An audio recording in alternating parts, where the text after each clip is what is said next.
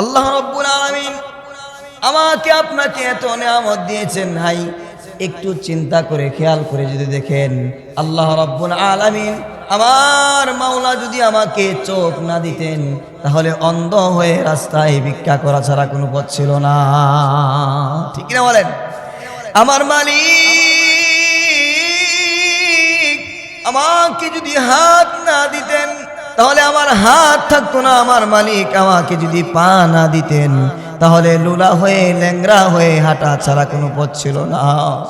আমার মালিক আমাকে যদি সম্মান না দিতেন, বেইজ্জতি হয়ে মানুষের দ্বারে দ্বারে ঘোরা ছাড়া কোনো পথ ছিল না। আমার মালিক আমাকে যদি সন্তান না দিতেন তাহলে নিঃসন্তান হয়ে মানুষের দ্বারে দ্বারে গালি শোনা ছাড়া কোনো পথ ছিল না। একের পর এক আমার মালিক আমাকে সব কিছু দিলেন। আমার মালিক বললেন, ও বান্দা, তোমার যা প্রয়োজন আমি আল্লাহ রাব্বুল আলামিন তোমার জন্মের আগে আমি সব কিছু পুরো প্যাকেজ দিয়া দুনিয়াতে বান্দা তোরে পাঠাইলাম। চিল্লাও আল্লাহু আকবার। কিন্তু আল্লাহ রাব্বুল আলামিন ওয়া মা খালাকতুল জিন্না ওয়াল ইনসা ইল্লা লিয়াবুদুন। চিল্লায় বলেন আল্লাহু আকবার। আল্লাহ রাব্বুল আলামিন বলেন, বান্দা তোর জীবনের যা প্রয়োজন যা দরকার সব কিছু আমি আল্লাহ তাআলা দিব, পূরণ করব। সম্মান ইজ্জত যা কিছু দরকার আমি আল্লাহ সব দিব। তবে তোমার একটা বিষয় সেটা তোমার কাছ থেকে চাই, সেটা হলো বান্দা তুমি আমি আল্লাহর গোলামি করবা। চিল্লায় বলেন আল্লাহু আকবার। এই যে আল্লাহ রাব্বুল আলামিন আমাদেরকে এত এত নিয়ামত দিলেন, এত নিয়ামত দিয়া ভরপুর করে রাখলেন। এবার বলেন তো, মানুষ সাধারণত নিয়ামত পাইলে এটা আর কি করে? কদর করার চেষ্টা করে, হেফাজত করার চেষ্টা করে। এক নাম্বার, মনে করেন সহজ করে যদি বুঝাই, এই যে এই ডায়েরিটার দাম যদি 1 কোটি টাকা হয়, অথবা একটা চশমা যদি প্রধানমন্ত্রীর পক্ষ থেকে আপনাকে হীরা দিয়ে বানায় দেওয়া হয়, এটা পাওয়ার পরে আপনি এটাকে যত্ন করবেন না? কথা বলেন। বারবার মুছবেন, খেয়াল করবেন কিভাবে রাখলে এটা সুন্দর থেকে সুন্দর থাকে, হেফাজত হয়। আরেকটি বিষয় হলো, বান্দা নিয়ামত পাওয়ার পরে, দামি জিনিস পাওয়ার পরে তার ভিতরে এই একটা লোভ থাকে, এটা যেন আর কেউ চিনায় না নেই। আশা আসে না? এটা আমি পাইছি, কেউ যেন আর জীবনে না নিতে পারে। এটা চিরস্থায়ী হওয়ার জন্য সে চেষ্টা করে। কেমন যেন খেয়াল করে দেখেন, আল্লাহ রাব্বুল আলামিন আমাকে আপনাকে দুনিয়ায় যত নিয়ামত দিয়েছেন, সবচেয়ে বড় নিয়ামত হলো ঈমান নামক নিয়ামত। ঈমান যদি এই বডির ভিতরে না থাকে তাহলে এই বডির কোনো মূল্য নাই। ঠিক কিনা বলেন?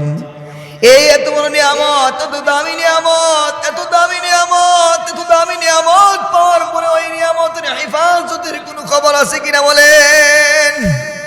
এই নিয়ামত, এই বডি নামক নিয়ামতের ভিতরে আল্লাহ রাব্বুল আলামিন যে ঈমান নামক বৃক্ষটা ঢুকায় দিলেন, এই বৃক্ষ কিভাবে সতেজ থাকবে, এই গাছটা কিভাবে সফল হবে, এটা কিভাবে জীবিত রাখা যায়, এই ধরনের মেহনতের কোনো আমাদের খবর আছে কিনা বলেন? নাই। আর চিরস্থায়ীভাবে এই নিয়ামত কিভাবে পাইতে পারি তার তো কোনো খবরই নাই।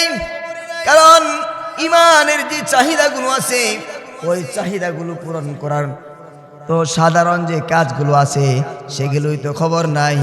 আর এই ঈমান নিয়ে জান্নাত পর্যন্ত যাইতে হবে, সেই খবর তো আরো আগেই নাই।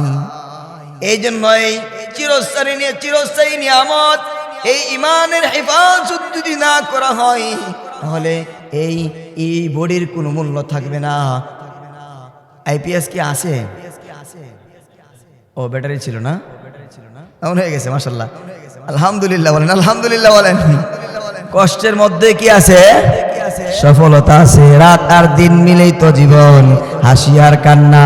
কখনো হাসি, কখনো কান্না, কখনো সুখ, কখনো দুঃখ, কখনো রাত, কখনো দিন, এই সব মিলেই তো জীবন। দুনিয়া মানে কি নিয়ে বলেন? দুনিয়া মানে দুনিয়া। দুনিয়া মানে কি? দুনিয়া ভালো আসবে মন্দ আসবে, কষ্ট করা যাবে না। বান্দা যখন আনন্দ থাকে বলে আলহামদুলিল্লাহ, আর বান্দা যখন বিপদের সময় থাকে তখন যদি বলে আলহামদুলিল্লাহ। আল্লাহ বলেন ও ফেরেশতারা, আমার বান্দা যখন আনন্দ ছিল তখনও বলছে আলহামদুলিল্লাহ, এবার দুঃখ কষ্ট মুসিবত এই সময় বলে আলহামদুলিল্লাহ। ও ফেরেশতারা, এটাই তো আমি চাইছিলাম। আমার বান্দা সৃষ্টির সময় তোমরা বলছিলা তারা দুনিয়াতে গিয়ে শুধু দাঙ্গা হাঙ্গামা করবে। দেখো আমার বান্দারা আমাকে না দেখেই বিশ্বাস করে, আমি যা বলছি কোরআনে এগুলোর উপরে ঈমান আইনা এগুলোর উপরে আমল করে চলে। ও ফেরেশতারা, তোমরা সাক্ষী থাকো, এই বান্দাকে আমি মাফ করে দিলাম। বলেন সুবহানাল্লাহ।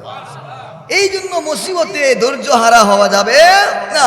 এই জন্য আল্লাহ রাব্বুল আলামিন যে আমাদেরকে এত বড় নিয়ামত ঈমান নামক দৌলত দিলেন, এই ঈমানের হেফাজতের জন্য যাবতীয় কার্যক্রম যাবতীয় মেহনত আমাদের করা দরকার।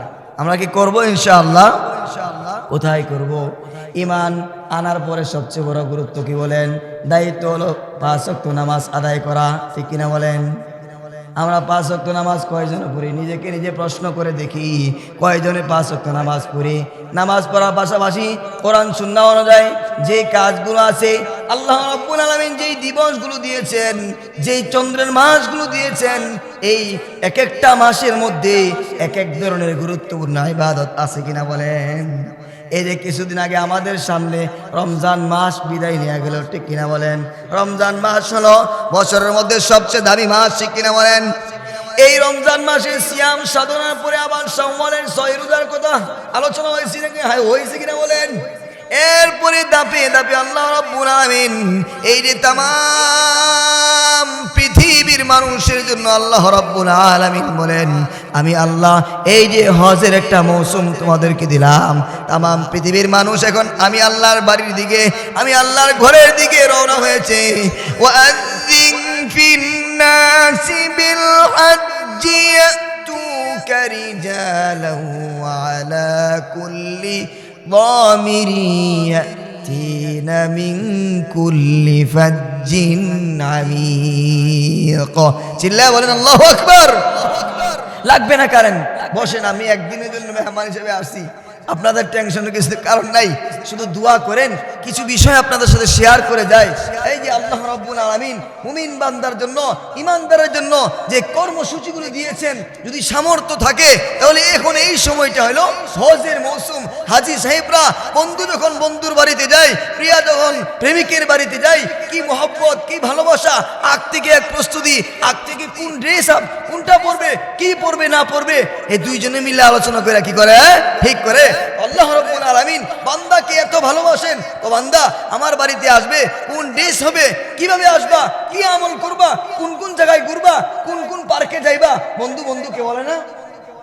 তো আল্লাহ রাব্বুল আলামিন কেমন যেন বান্দাকে তার বাড়িতে ডাকার জন্য যা যা দরকার সব আগ থেকে কোরআন ও হাদিসের আলোকে বলে দিয়েছে। আল্লাহু আকবার।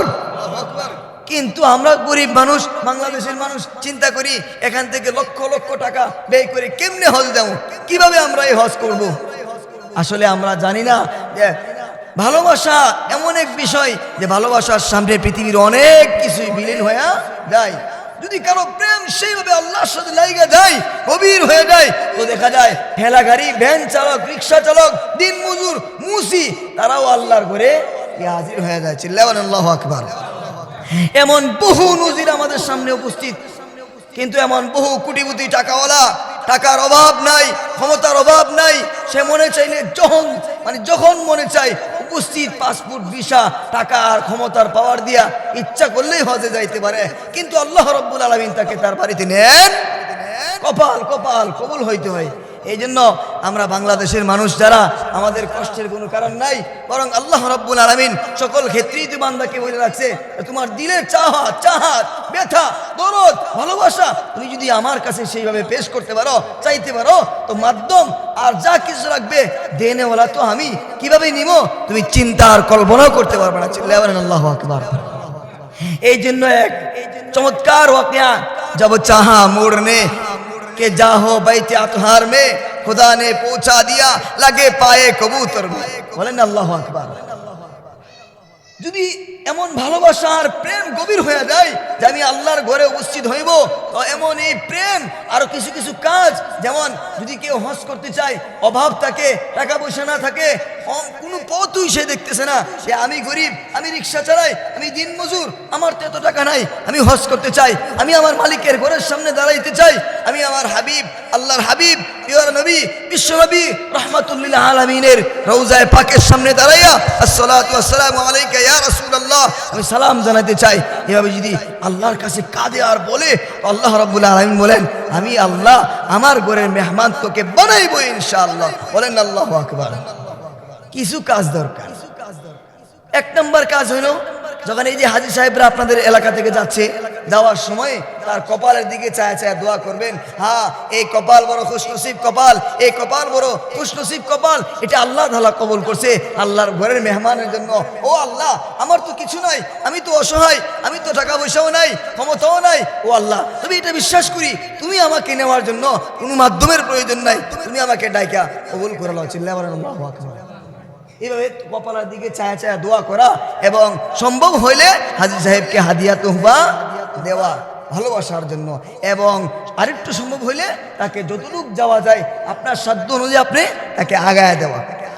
আবার যখন হাজী সাহেব হজ করে আসবে, আসার পরে তাকে কি করা, আগায়া নিয়ে আসা, এবং তার পায়ের দিকে তাকায় তাকায় দোয়া করা যে এই পা বড় মুবারক পা, এই পাক পবিত্র জমিন সে দুলাবালি লাগায়া আসছে, আল্লাহ আমি তো পারি নাই, ও আল্লাহ আমাকে তোমার গড় না দেখায় মরণ দিও না, আমাকে তোমার হাবিবে মুহাম্মদুর রাসূলুল্লাহ সাল্লাল্লাহু আলাইহি ওয়াসাল্লামের রওজায়ে পাকের সামনে দাঁড়াইয়া সালাম না দেওয়া পর্যন্ত আমাকে মরণ দিও না। এইভাবে এই আমলগুলো করা এবং তালবিয়া পাঠ করা। হ্যাঁ, তালবিয়া আমরা পারি, হ্যাঁ, এই জন্য প্রেমিকের কাছে প্রেমিক প্রেমিকাদের গল্প শোনাই, মাঝে মধ্যে গান শোনাই।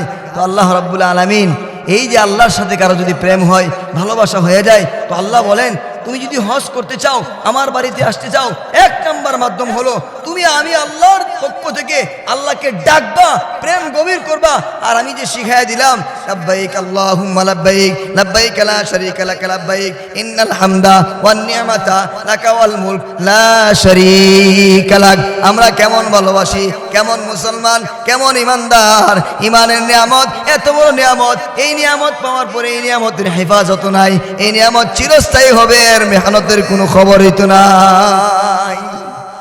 এই জন্য মেরে মুহতারাম, আল্লাহ রাব্বুল আলামিন আমাদেরকে অনেক বড় নিয়ামত দিয়েছেন। এই যে আমরা একটা মসজিদে জুমা পড়তেছি, আল্লাহু আকবার আল্লাহু আকবার। আমি তো আজকে মেহমান হিসেবে আসছি গাজীপুরের মতো একটা এলাকা, এত সুন্দর এলাকা, মিল ফ্যাক্টরি, দুনিয়ার সমস্ত কিছু কাজে আমাদের কোনো কিছুর অভাব নাই। একটা বাড়ি হয়েছে, আরেকটা দরকার, কিন্তু এখন তো আমি এটাও দেখি বাংলাদেশের সবচেয়ে গরিব এলাকায় মসজিদগুলো বড় চমৎকার, ঠিক কিনা বলেন? আমার মনে হয় এই এলাকায় আমরা যারা আছি সবাই দূরের নাকি? আরে যে যেখান থেকে আসছি না কেন, আমার তো দরদ হওয়া এটা, আমার ঘরে সুন্দর ফার্নিচার, আমার ঘরে যত উন্নত মানের টাইলস, আমার ঘরের দরজা যত সুন্দর, আমার ঘরের ফ্যানটা সবচেয়ে দামি ফ্যান, চার্জার ফ্যান, আরো যা কিছু আছে সব আমার আছে, কিন্তু আমার আল্লাহর ঘরের মসজিদে এই অবস্থা কেন হবে? আমি তো এখানে নামাজ পড়ি, আমার নামাজ কবুল হোক বা না হোক, পথিক রাস্তার পাশে মসজিদ, যে কোনো মানুষ আসবে যাবে, যখনই সেই মসজিদে এসে ঢুকবে, নামাজ পড়বে, তো তার দিল থেকে প্রশান্তি আসবে যে আলহামদুলিল্লাহ এই মসজিদে নামাজ পড়ে আমার দিলটা ভরে গেছে। আমি আমার জন্য বলতেছি না, আল্লাহর জন্য বলতেছি। আমরা সবাই, আমাদের সবাইকে আগায় আসা উচিত। আল্লাহ রাব্বুল আলামিন বলেন লান তানালুল বিররা হাত্তা তুনফিকু মিম্মা তুহিব্বুন, যতক্ষণ না পর্যন্ত তোমার সবচেয়ে প্রিয় জিনিস, তোমাদের ভালোবাসার জিনিস দান না করবে, ততক্ষণ না পর্যন্ত তোমরা কোনো নেকি অর্জন করতে পারবে না। জিজ্ঞাসা করা হলো সবচেয়ে উত্তম দান কি? আমার আলোচনা কিন্তু আরেকটা বিষয় ছিল, সম্পূর্ণ ভিন্ন ছিল, কিন্তু আপনাদের প্রতি দরদের কারণে আমি জানি যদি কারো দিলে লাইগা যায়, আল্লাহর ঘর মসজিদ কখনো এরকম থাকতে পারে। শুধু আমাদের একটু ঐক্যবদ্ধ হওয়া উচিত। আমি দানের আলোচনা করার জন্য এখানে আমি আসি নাই, সম্পূর্ণ বিষয় ছিল আমার নিয়ামতের কদর, নিয়ামতের হেফাজত কিভাবে করব, কেমনে করব, কখন করব, মানে কোন কোন পদ্ধতিতে করব, কিন্তু আমার খুব কষ্ট লাগতেছে যে আল্লাহর ঘর মসজিদে আমরা এই যে আজকে যারা নামাজ পড়তে আসছি, আমার জানা মতে এখানে মিল ফ্যাক্টরি আছে, এক একজনের মন এক এক রকম। আরে কোনো টাকারও প্রয়োজন হয় না, আপনি দিল থেকে আগে আসেন না, আল্লাহ টাকার ব্যবস্থা করবে। কিন্তু আমাদের মধ্যে উদ্যমী, আমি একটা কাজ করব, আল্লাহর ঘরের জন্য নিজেকে বিলীন করে দিয়ে আমি আগে আসবো। আপনি 5 জন যুবক আগে আসা মেহনত করতে হবে। হযরতে ইউসুফ আলাইহিস সালাম যখন বন্দী হয়ে গেছিল জুলাইখার কাছে, যদি চিন্তা করতো হাই সব দরজা তো বন্ধ, আমি আগাইলে তো কোনো লাভ নাই, কিন্তু এটা উনি চিন্তা করেন নাই যে আমার সামনে মাত্র কয়েক হাত জায়গা বাকি আছে, আমি দৌড় দেই। ওনার চেষ্টা উনি করছে, দৌড় দেওয়ার সাথে সাথেই আল্লাহ রাব্বুল আলামিন সামনের 12টা তখনকার যুগের সেই উন্নত প্রযুক্তি না থাকলেও এখনকার প্রযুক্তির তালাগুলো ওই তালার কাছে কিছুই না, এরকম কঠিন তালাগুলো ঠাস ঠাস আল্লাহ তাআলা খুলে দিয়েছিল। সুবহানাল্লাহ। এরকম একের পর এক আপনার কয়টা নজির আপনাদের সামনে দেখাবো। এই জন্য আমার ভাই শুধু উদ্যমী লোক দরকার। আমি জানি এখানে আমরা যারা আছি এক একজন এক এক এলাকার, কেউ ময়মনসিংহ, কেউ বরিশাল, কেউ নোয়াখালী, কেউ চিটাগাং, কেউ মানে এক একজন এক এক জায়গার হইতে পারে বেশি। কিন্তু আমার কাছে মনে হয় আমরা যদি উদ্যমী হই যে এই মসজিদটাকে আমরা সুন্দর করব। আমি যদি মারা যাই, আল্লাহ রাব্বুল আলামিন আমার একটু মসজিদের সাথে দিলটা লাইগা থাকার কারণে, আল্লাহর ঘরকে সুন্দর করার কারণে আল্লাহ রাব্বুল আলামিন হাসরের ময়দানে আল্লাহ রাব্বুল আলামিন এটাই হয়তো আমার জন্য নাজাতের ওসিলা করে ফেলবে। এই জন্য আমার ভাই দান সৎকার অনেক লম্বা আলোচনা আছে। আম্মা জান আয়েশা সিদ্দিকা রাদিয়াল্লাহু তাআলা আনহা বলেন, কেউ যদি দান করে, আর দান সৎকার হলে এমন একটা মানে বৃক্ষ যার মূলটা হলো জান্নাতে আর এর শাখা ডালাপালা হলো দুনিয়াতে জুড়ে আছে, ও কেউ যদি এই ডালাপালাকে শক্ত মজবুত করে ধরে তো আল্লাহ রাব্বুল আলামিন এই মূল যেখানে উপস্থিত জান্নাত পর্যন্ত তাকে পৌঁছায় দেয়। বলেন সুবহানাল্লাহ। এমনি কয়টা হাদিস আপনাকে দেখাবো। আবার দান সৎকার যদি কেউ না করে, আল্লাহর হাবিব সাল্লাল্লাহু আলাইহি ওয়াসাল্লামের পক্ষ থেকে হাদিস ইরশাদ হয়েছে যে যেই ব্যক্তি দান করে আল্লাহর ফেরেশতারা আল্লাহর কাছে ডেকে ডেকে বলে, ও আল্লাহ এই বান্দা দান করছে, এই দানটা তুমি দ্রুত কবুল করো এবং এর বিনিময় দান করো। আর যারা দান করে না, কৃপণতা করে, আল্লাহর ফেরেশতারা আল্লাহকে বলে, ও আল্লাহ সে তো দান করে না, তোমার দেয়া নেয়ামত, তোমার দেওয়া সবকিছু সে ভক্ষণ করে, আল্লাহ তুমি এগুলো ধ্বংস করে দাও। এই জন্য আমার ভাই দুনিয়াতে কিছু রেখে যাওয়া, আর দুনিয়াতে মানে আমি যা কিছু অর্জন করতেছি এগুলো মানে নিয়ে যাওয়ার মতো কোনো পথ আমাদের নাই। যেমন ওয়াজাদনা মা আলিমনা রবিহনা মা কদ্দামনা খসারনা মা খলাফনা। এই দুনিয়ার জমিনে আমরা যা আমল করেছিলাম তার ফল আমরা পেয়েছি। যে সৎকর্ম করেছিলাম তাতে আমি লাভবান হয়েছি। খসারনা মা খলাফনা বলা হয় যে আমি যা রেখে আসছিলাম এর বিনিময়ে আমি কোনো লাভবান হইতে পারি নাই, শুধু লস হয়েছে।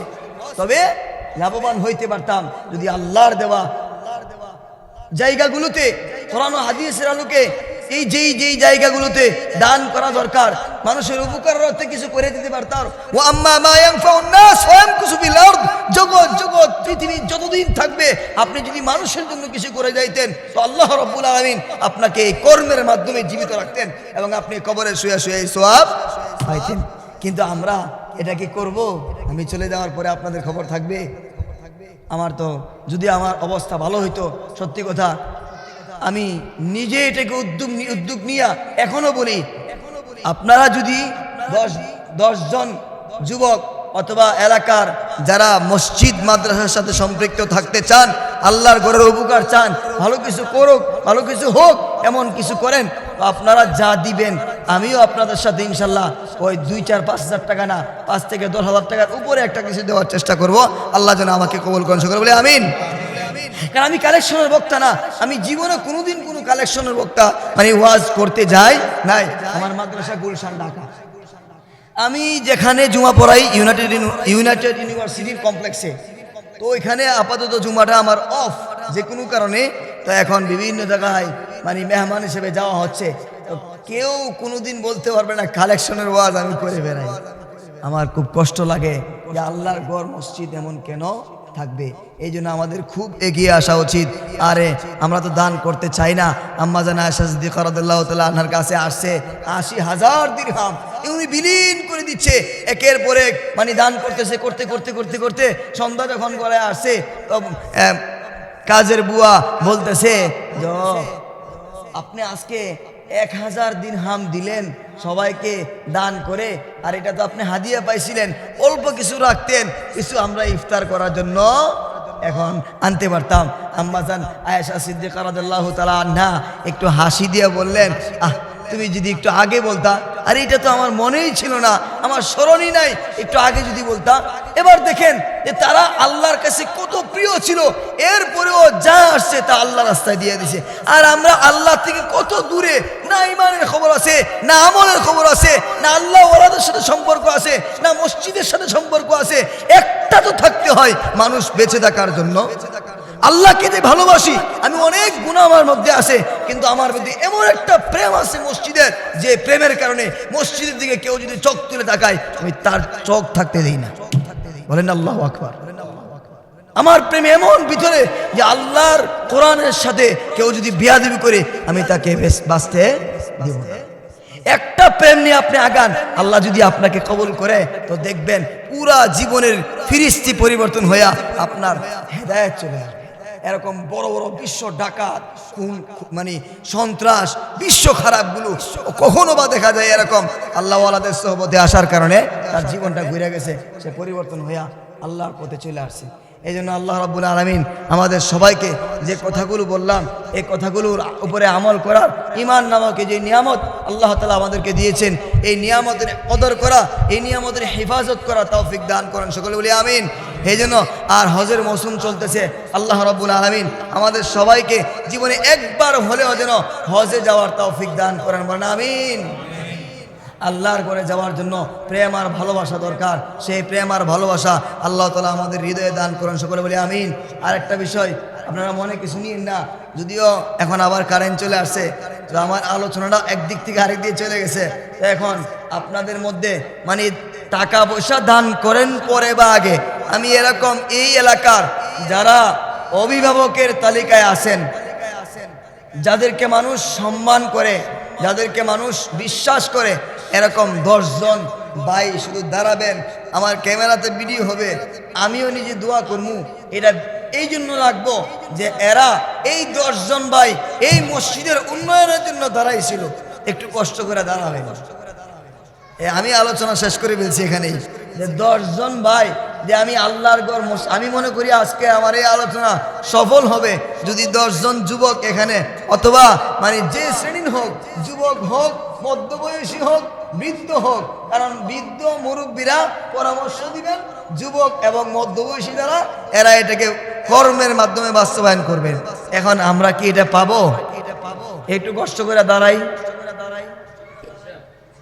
এটা কি একটু কষ্ট করে আমরা 10 জন লোক, আপনি তো আছেন আলহামদুলিল্লাহ। হাজির সাহেব নাম কি?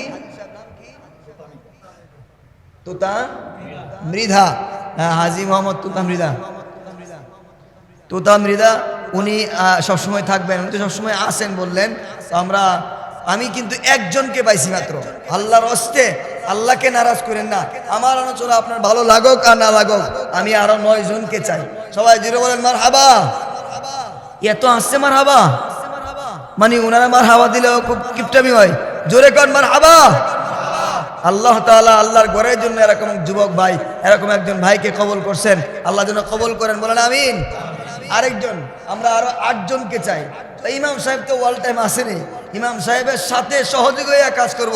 আরো কয়েকজন, দেরি করেন না, দেরি করলে আমাদেরই কষ্ট হবে আর আমার ব্যক্তিগতভাবে আমি এগুলো করে অভ্যস্ত হব না। আল্লাহর ঘরের কাজ আল্লাহই করবেন, আমরা যেন মাধ্যম হইতে পারি। ওই যে আরেকজন হাজি সাহেব, তাইজউদ্দিন চাচা না? আচ্ছা, 3 জন আর 7 জন। ওই যে মাশাআল্লাহ যুবক ভাই দাঁড়াইছে, মাশাআল্লাহ। আল্লাহ রাব্বুল আলামিন যত ধরনের সহযোগিতা করার জন্য আপনি নিয়ত করছেন, আল্লাহ তাআলা এগুলো সব কবুল করুক। ওই যে এক যুবক ভাই দাঁড়ান, সবাই একটু দেখুক না আপনারে, আপনি একাই তো 100, যদি ঠিক মতো দাঁড়ায় যান ইনশাআল্লাহ এরকম 10 জন যুবক। কয়জন হলো? 1 2 3 4 5 জন হয়েছে নাকি? 5 জন। আর 5 জন কোথায়? দাঁড়ান, একটু কষ্ট করে দাঁড়ান। মা আপনি এখনো পিছে, হ্যাঁ সুলাইমান ভাই, তাহলে 6 জন, আর 4 জন, আর 4 জন। হ্যাঁ শহীদ ভাই, মাশাআল্লাহ। তাহলে আমরা আর 2 জন, বিলাল ভাই আছে আরেকজন, না উনি আজকে অন্য মসজিদে হয়তো আছে, না অন্য জায়গায় গেছে। আর আরেকজন শেষ ভালো যার, সব ভালো থাক, সবাই তাকায় আছে এই মজমার, যে এই 10 জন লাস্ট একজন কে হবেন, যে আমি এই মসজিদের জন্য ইনশাল্লাহ ইমাম সাহেবের পক্ষ থেকে যা যা দরকার সেইভাবে মেহনত করে একটা সুন্দর মসজিদের জন্য আমি মেহনত করব। আরেকজন লাস্ট। হ্যাঁ, আল্লাহ কারে কিভাবে কবুল করে বলা যায় না। হ্যাঁ, যদি 10,000 টাকা চাইতাম তো একটা কথা ছিল। আল্লাহর ঘর মসজিদ, কত মানুষ কত টাকা অবাধে নষ্ট হয়ে যাচ্ছে সময়, আমি যদি একটু সময় ব্যয় করতে পারতাম। হ্যাঁ, নাম কি? একটু দাঁড়ান তো ভাইজান।